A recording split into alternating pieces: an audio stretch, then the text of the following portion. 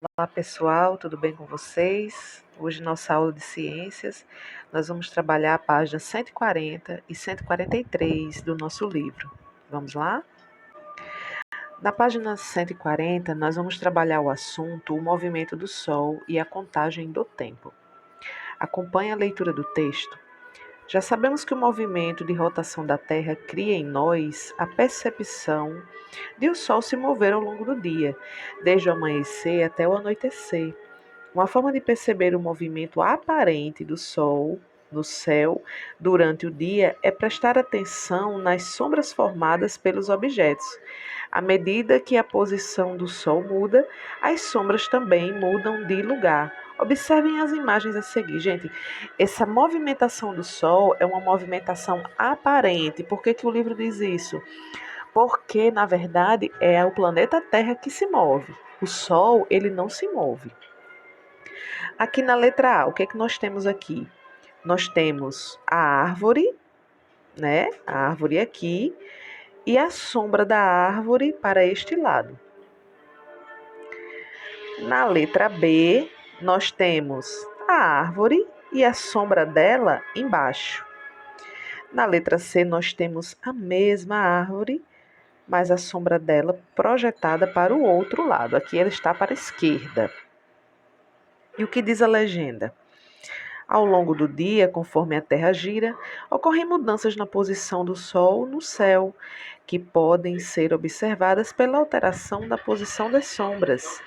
A. Sombra no período da manhã. B. Aproximadamente ao meio-dia. E C. Sombra ao entardecer. Então, aí você percebe que a sombra vai mudando de posição conforme o Sol aparentemente muda de posição no céu. Na verdade, é conforme a Terra gira. A mudança na posição da sombra durante o dia também pode ajudar a contar o tempo.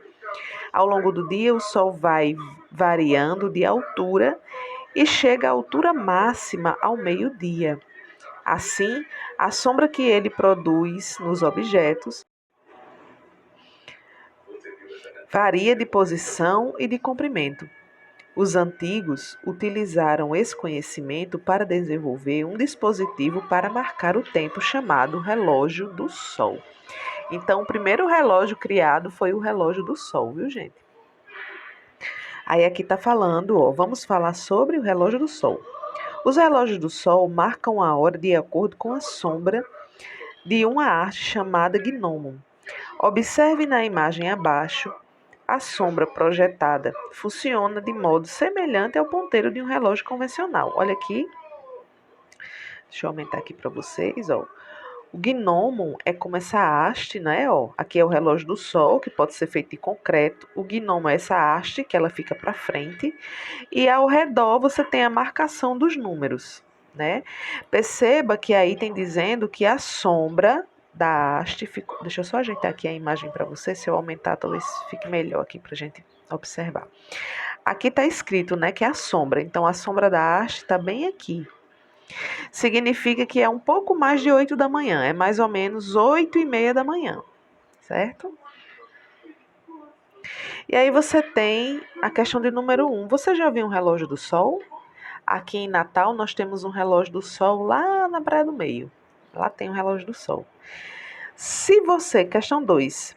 Se o planeta Terra não fizesse um movimento de rotação, seria possível medir o tempo usando o relógio do Sol? Explique.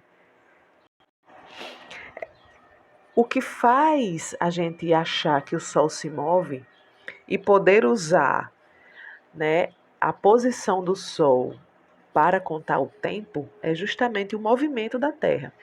O movimento que a Terra faz em torno dela própria, que é o movimento de rotação. É esse movimento que dá origem aos dias e às noites, né? Então, aqui na pergunta 2, se a Terra não girasse, seria possível contar o tempo? Não, não seria possível, porque a Terra ficaria parada e o Sol ficaria parado. Então, ficaria no planeta Terra uma parte sempre Sol e uma parte sempre noite. Não ia haver essa variação. Na página 143, nós vamos falar sobre o Sol e os pontos cardeais. Existem 4 pontos básicos que orientam nossa localização: norte, sul, leste e oeste. São chamados pontos cardeais.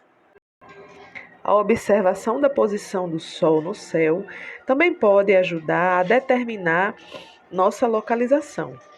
Ao observar o lado em que o Sol nasce e o lado em que ele se põe todos os dias, o ser humano percebeu que poderia utilizar essas posições também como referência de localização. Então, utiliza-se o Sol para saber as horas, mas também pode-se utilizar o Sol para saber a localização, os pontos cardeais.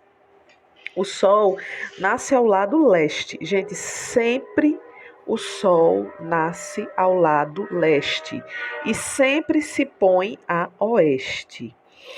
Assim, para localizar a posição dos 4 pontos cardeais em qualquer lugar, você só precisa esticar o braço direito para o lado em que nasce o Sol e você estará apontando para o lado leste. O lado esquerdo, onde o Sol se põe, é o lado oeste. À sua frente estará o lado norte e atrás estará o lado sul. Então, aqui você tem, a figura no chão indica os pontos cardeais. É chamado de Rosa dos Ventos e pode ser encontrado em alguns locais, praças e edifícios. Tem pessoas que colocam em praças e em edifícios, né, a Rosa dos Ventos. Aqui ela marca os pontos cardeais. No caso dessa aqui, não tem só norte, sul, leste e oeste, não. Ela está completa aí. E aqui, a Rosa dos Ventos também aparece nos mapas. Aqui você tem, aqui essa Rosa dos Ventos, ela tá com os pontos básicos, que é norte, sul, leste e oeste, tá? Aqui é o mapa do Brasil. Aí diz aqui embaixo, identifique no mapa do Brasil o estado que fica mais ao sul do país. Pela Rosa dos Ventos, você vai observar aqui, o sul é essa parte. O sul fica aqui para baixo. Qual é o estado do Brasil que fica mais ao sul? Vocês vão observar nessa região o que fica mais ao sul, ok?